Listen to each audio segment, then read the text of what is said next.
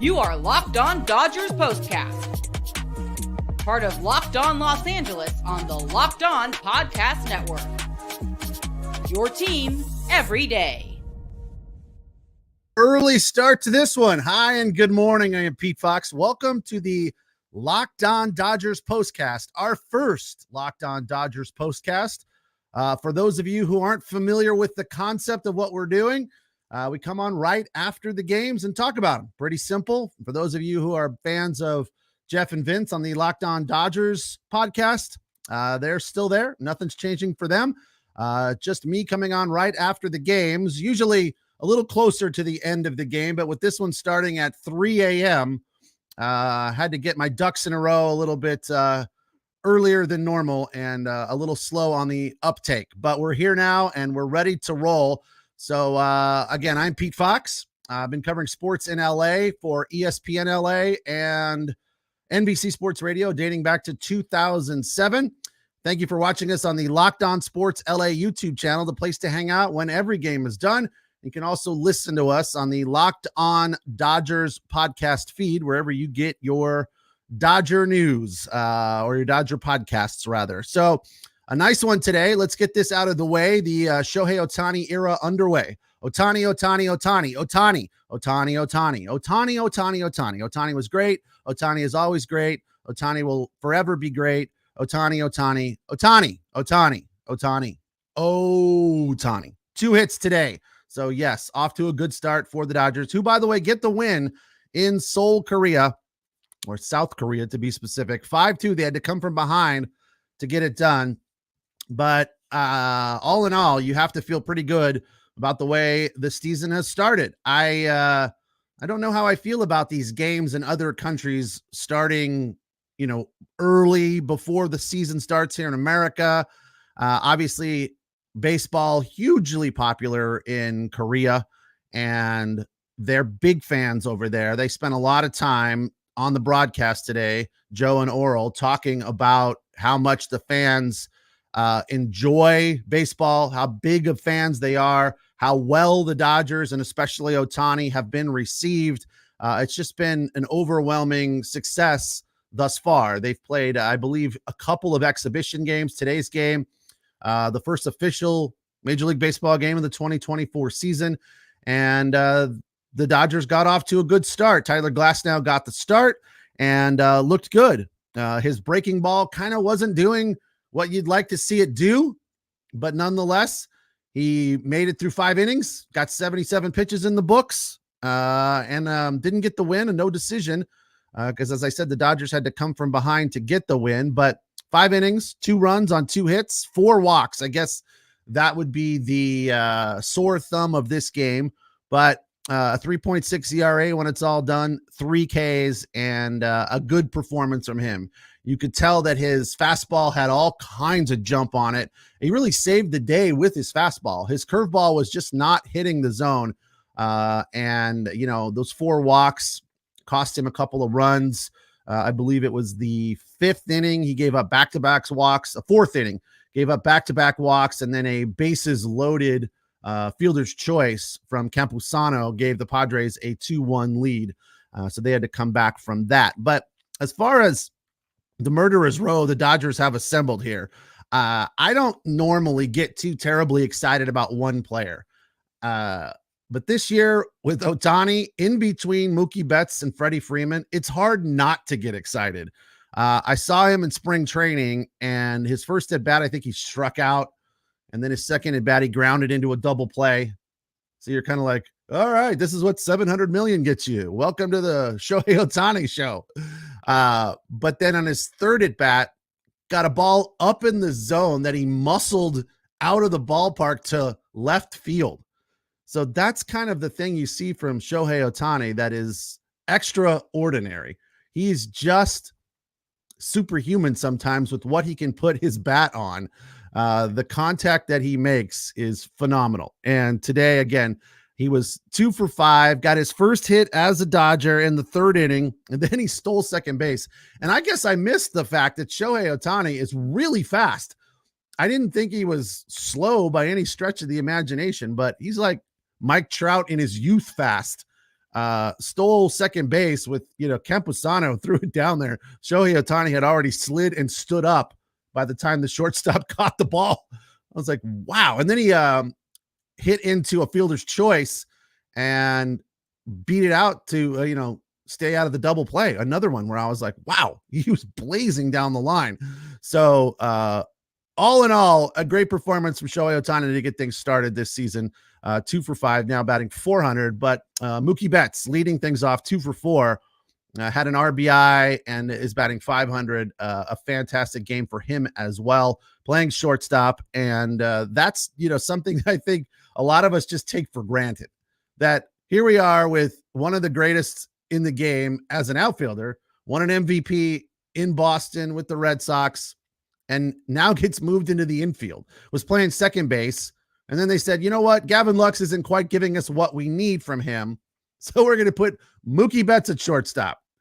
And I think we just take for granted, like, okay, that's fine. Whatever.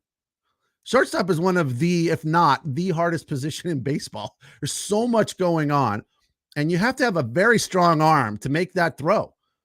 So I think that was the problem with Gavin Lux. I mean, he's starting, he's playing, he's doing fine.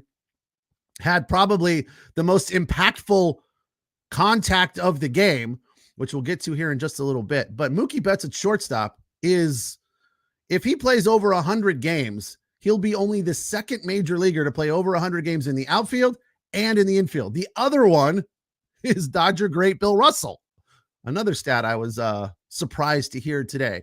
But yeah, Mookie Betts is just phenomenal. I think in this day and age, players playing in different positions is a little bit more accepted than it was in my day. Like, you never heard of a shortstop playing the outfield or vice versa. It just didn't happen.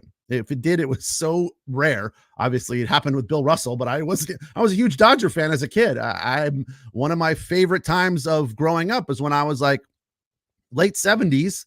It was Ron Say, Bill Russell, Davey Lopes, and Steve Garvey in the infield for like 9 years.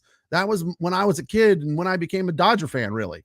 So I'm very aware of Bill Russell. I just didn't know he played the outfield and then played the infield. So didn't happen all that often. It was pretty rare. So Mookie Betts coming to shortstop, and so far so good. Hopefully, I mean, of course, there's rumors floating around that they're going to make another huge deal, throw money at somebody, and get a real shortstop. But I think that's bluster. I think that's people just trying to get clicks.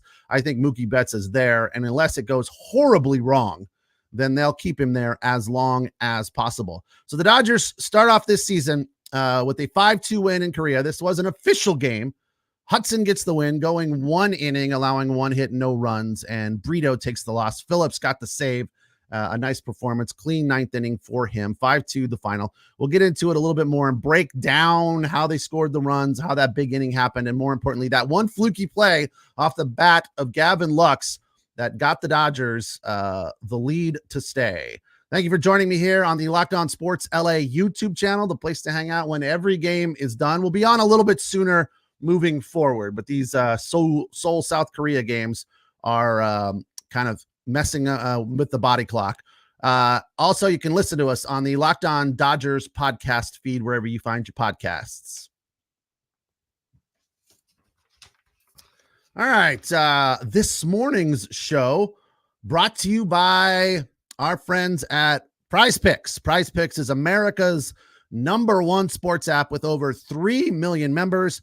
We are the easiest and most exciting way to play DFS. It's just you against the numbers. You pick more or less, even though it should be grammatically fewer, but you get the idea. 2 to 6 players is the minimum that you need. 2 players is the minimum. You can go up to 6, and obviously the more stat projections you include into your selection, the more the winnings will roll in. I had a nice one going on a tennis match over the weekend. I had won some money on tennis matches through the BNP Paribas Open, which is in Indian Wells, betting on total games in a match. And I seemed to just have it figured out. So I was doing well with that. And I went away from it and started picking aces for the final. And Iga Swiatek had her number was 2 aces. And I went under, and she had 2 aces. I was like, oh, so close. But it's so much fun to have those little extra picks going on during a match or a game or whatever. They've also added something new, Demon Time on Prize Picks. You can now win up to 100 times your money with as little as 4 correct picks. You can turn $10 into 1,000. Demons and goblins are the newest and most exciting way to play at Prize Picks. Squares marked with red demons or green goblins get you different payouts. You can now win up to 100 times your money with as little as 4 correct picks. And of course, the demon ones are harder. The green goblins are a little bit easier. Quick deposits and easy withdrawals. My initial deposit was super painless and hassle-free. So go to prizepicks.com/LockedOnMLB and use code LockedOnMLB for your first deposit up to $100. That's prizepicks.com/LockedOnMLB and use the code LockedOnMLB for your first deposit match up to $100. Pick more, pick less. It is that easy.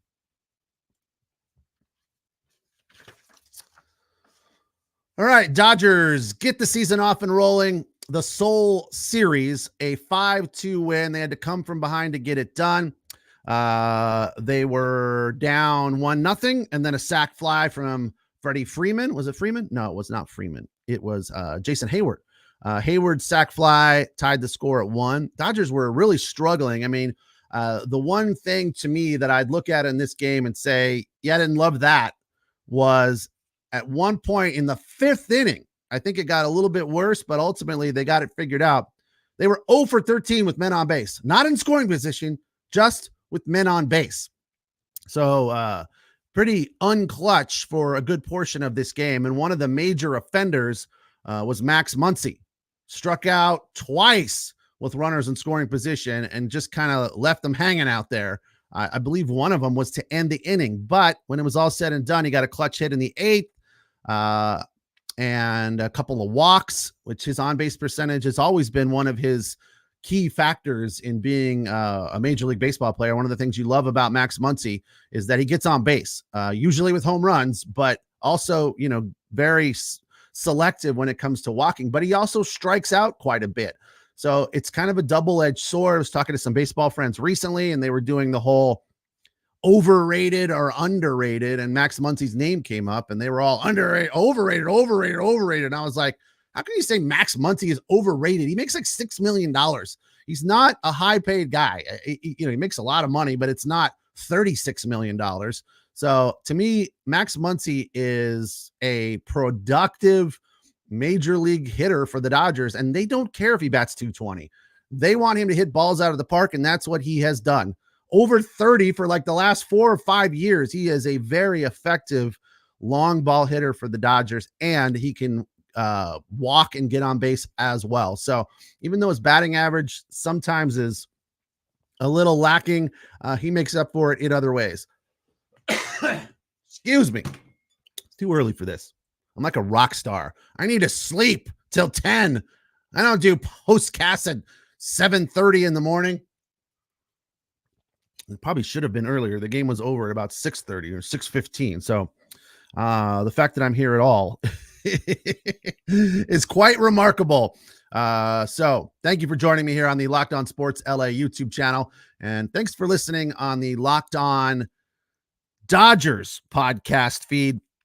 One of the things about this game that was probably the thing about this game that was the most interesting is how the Dodgers got that rally started in the 5th. Gavin Lux pulled one down between first and second base, and Padre first baseman Jake Cronenworth went to his right to catch a bounding ball that was not a tough play, and it went right through his glove. No, not an error. I mean, it's technically called an error, but on slow motion replay, further review, you can see he had it right in the pocket.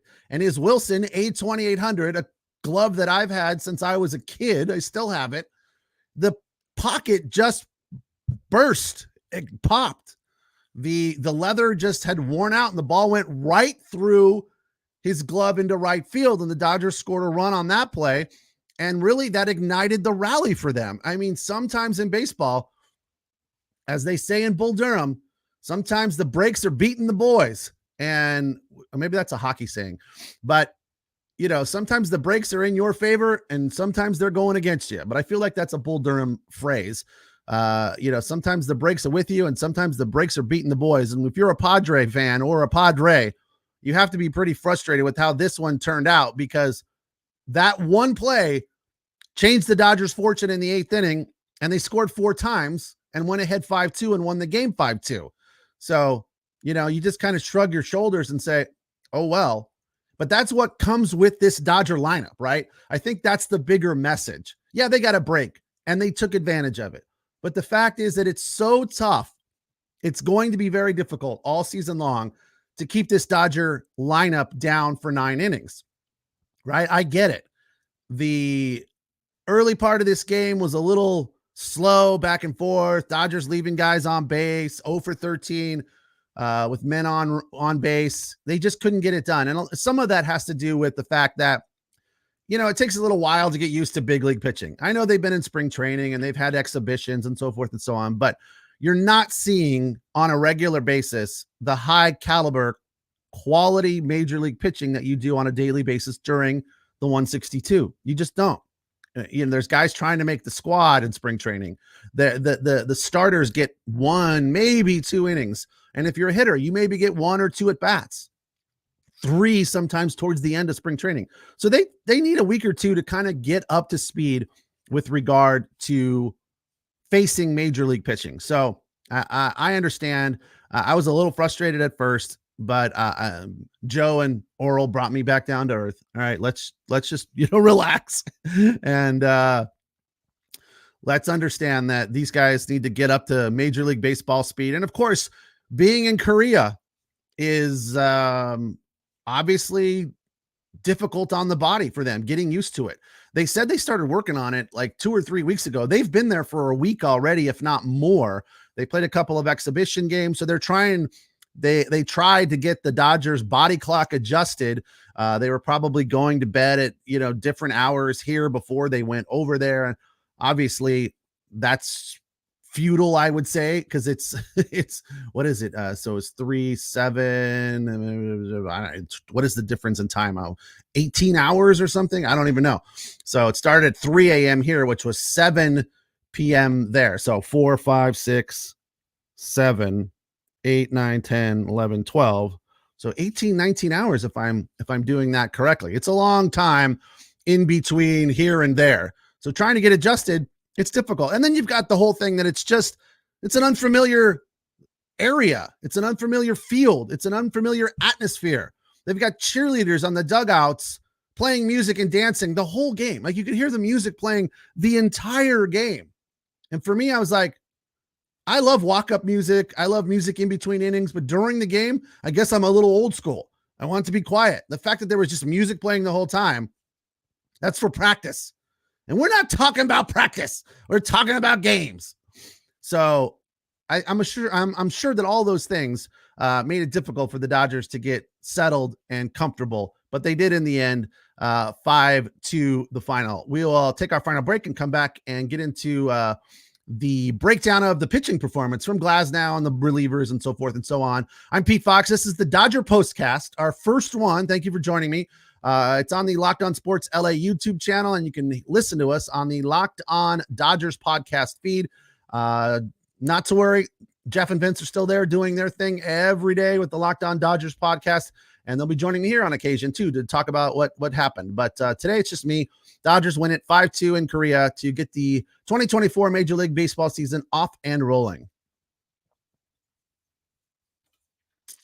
All right, today's show also brought to you by our friends at Game Time. With killer last-minute deals, all-in prices, views from your seat, and the best price guarantee, Game Time takes the guesswork out of buying tickets. I've used a couple of different ticket apps. I always find it funny when people complain about the price of tickets. Sure, there are expensive tickets out there, and it can cost you a lot of money to take the family to the game, parking, food, all of those things. But with apps like Game Time, there are ways to get a deal. You don't have to spend all that money.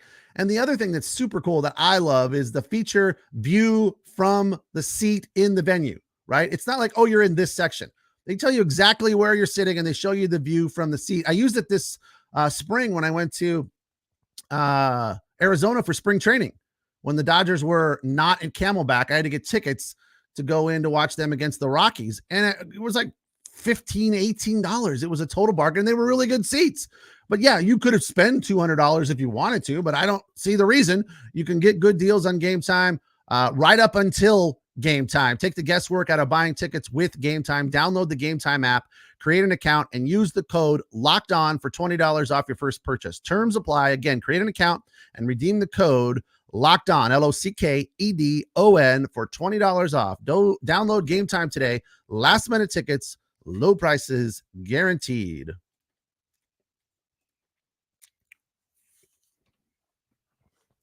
All right, Dodgers, a 5-2 win in the Seoul series, beating the Padres. They'll play again tomorrow and then head home. And I believe on the 24th, they have their Dodger Stadium home opener against the St. Louis Cardinals. But today, Tyler Glasnow got the start. Love this acquisition by the Dodgers. I feel like he is going to be a huge part of their potential success this year, because one of their issues for me has been pitching. And with Dustin May still down and Walker Buehler still down, both of which are reportedly going to be back this year. Buehler is still on the 10-day DL, which is a good sign that he could be back by late April, early May. Dustin May, they say, is going to take a little bit longer. He had a setback last year. They did a little touch-up work, I guess, on his UCL is how I was understanding it when I read the story, to kind of refresh my memory on what was going on with his elbow. But Tyler Glasnow is a big-time starter that is going to do some heavy lifting for the Dodgers. Now, he had Tommy John, the UCL surgery in 2021 and threw 120 innings last year, which is kind of a lot. So hopefully, I mean, that's the one question that hangs over his head, is his potential availability with regard to health. He feels like he's never been healthier. After the UCL surgery, the Tommy John surgery, he said his arm feels great. Today, it looked as live as hell. He just didn't have any action on his curveball. But the slider was working well. So I'll take a slider over curveball almost any day, but you got to have that off-speed pitch as well. But 5 innings, his fastball was jumping. He allowed 2 runs on 2 hits, 4 walks, which again cost him a couple of runs. But beyond that, he did a really nice job. And, surviving without the curveball, I think was, a testament to what a good pitcher he is. Brazier came in for an inning following him, and zeros across the board, had 1 K. Hudson got the win. He went 1 inning, allowed 1 hit and 1 K. Joe Kelly made an appearance in the 8th, and number 99 threw 8 pitches. So a very sharp performance from Joe Kelly, allowed just 1 hit. And Evan Phillips gets the save. He threw 12 pitches, just 1 K and zeros across the board for him. So a solid performance from the Dodger pitching staff as the Shohei Otani career and era in LA begins. All good stuff from him. Freddie Freeman had a good game as well. So those top 3, a murderer's row, if you will. Freeman 0 for 2, but had 2 walks and put some good contact on the ball as well. Mookie Betts again 2 for 4 with an RBI. Will Smith 1 for 4. Max Muncy 1 for 3 with a couple of walks. James Outman, his sophomore season, a couple of walks. And Shohei started in right field, got a sac fly with an RBI. And Kik Hernandez came in as well and had what did he have? He was had an RBI on a sac fly, ripped one to left field. The ball was just not jumping there in Seoul today or tonight. I don't know if it's Wednesday night there. But that stadium, there were some balls that were absolutely hammered that were just regular routine fly balls. So that's what you can expect there. Don't expect that ball to be flying out tomorrow. but the Dodgers, I think, made the most of it for sure. And during the game, a pretty interesting story about Kik Hernandez, which I wanted to share in the event that you missed it and didn't get up at 3 a.m. to watch this game like I did. I wasn't aware of this. Kik Hernandez coming back to the Dodgers. This is basically technically his third stint or third contract, because he came back last year at the trade deadline, and then that contract expired, and then they renewed it for a year this year. But they said the story was that in Boston had a great first year after he left the Dodgers after 8 or 9, 10 years. I didn't realize Kike was a Dodger for that long. Always been a big fan, but I didn't realize he was around that long. I do remember when he left to go to Boston, and I was fairly upset about it because he's just a good guy and a guy that you like having in the dugout and in the clubhouse. But went to Boston, had a very good inaugural season with them, but then got hurt. And the way they described the injury was a core injury. They didn't exactly know what was going on. They being the Red Sox staff or Hernandez. He was like, one day it hurt over here on his hip. One day it hurt over here on his back, his lower back. He was just having all these issues with his core area and couldn't figure out what was going on. So in coming back to the Dodgers, the Dodger medical staff figured out that he had not one, but 2 sports hernias. And once they fixed that, which is a fairly minor surgery, he was back up and running and reportedly, again, feels better than he has in a long time. So that's all good news. I love Kike, and I love having him on this team, and having him healthy is very, very important. So that's a good thing to expect and a good thing to have.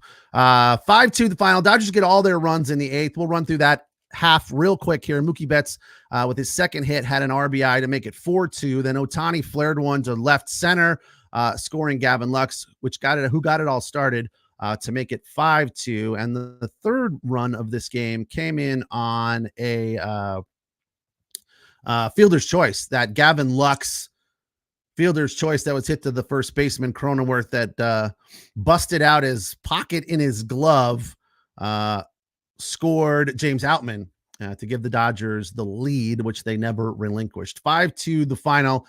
Again, Glass now goes 5, no decision. Hudson gets the win. Yu Darvish started for the Padres. I was really surprised they yanked him as soon as they did. 3 2/3, 72 pitches. He'd given up 1 run on 2 hits. I didn't quite understand that. He'd walked 3 and had 3 Ks, but it appeared to be, for the most part, in pretty good control. I don't know why you would pull a guy 3 2/3 other than somebody upstairs looking at a computer screen says, hey, you got to pull him right now because of the algorithm, right? The biometrics or whatever they look at says, hey, we need Cosgrove in there versus whoever instead of Yu Darvish. Didn't love that move. But again, I guess I loved it from the standpoint that it kind of opened the door for the Dodgers, and they chipped away, if you will. They kept getting hits. They had the Padres led this game for the majority with just 3 hits. They finished the day with 4 hits. Dodgers had 7 hits. Padres with a couple of errors, but again, one of them was that Cronenworth gaff where it broke his glove. So you kind of have to feel bad about that because he didn't deserve an error, but that's how you score it, everybody. Again, Dodgers with a 5-2 win, start the regular season in Seoul, South Korea with the Seoul series and are now 1-0. We will be here after almost every Dodger game. I'm not going to tell you every game because it is a long season. I'm also covering the Clippers for Locked On Sports on the LA YouTube channel. So, Clippers are coming down the stretch of the regular season and going into the playoffs. So there's going to be some conflicts. And of course, there's a few days off. Our goal this season for the Dodgers is to do the postcast for around 140 games. So that's what we're shooting for. And again, this is all brand new. Don't worry. Jeff and Vince still here doing the Locked On Daily podcast on the Locked On Dodgers podcast feed. And of course, you can find them on the Locked On Sports LA YouTube channel as well. Again, I'm Pete Fox. Thank you for joining me here. I will be back with you. I'm not going to do tomorrow's game because we have a Clipper game tonight. But we will be back very, very soon and pick up the regular season when the Dodgers get back on the mainland. Have a good day. We will talk again. Dodgers win at 5-2, beating the Padres and start their season out 1-0. Take care. Thanks for joining me. Have a good day.